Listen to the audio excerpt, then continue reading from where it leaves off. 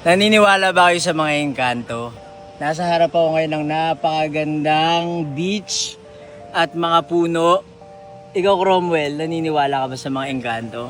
Ako, oo, for sure. Ang mga mitolohiyang Pilipino, naniniwala yung mga ninuno natin sa ganyan dahil pinapakita nito yung kung ano nga ba yung paniniwala nila nung panahon nila. So, Delikado ba yung mga engkanto na to? maaari, pero not necessarily. Ang pananaw kasi ay neutral lang kalikasan. Kung ikaw yung nagpapagalit sa kanila, di syempre, re-resbakan ka nila.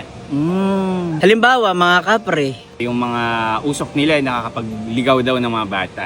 Yung pananaw niya nung sinuunang panahon, pwede ay ayaw nila na basta-basta pumupunta sa gubat yung mga anak nila. So, it's really form of protection sa komunidad.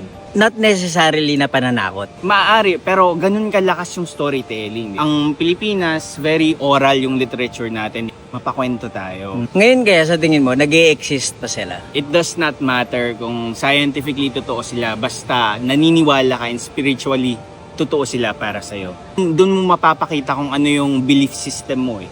Kung makakalikasan ka, kung protective ka na tao, at kung ano-ano pang mga advocacy mo. Sa tingin mo yung mga engkanto, pinoprotektahan lang nila yung kalikasan? So yung mitolohiya ay pinoprotektahan nila, sina-champion nila kung ano ang gusto mong protektahan or kung saan ka gusto mag-seek ng revenge. Hindi siya masama, hindi siya mabuti.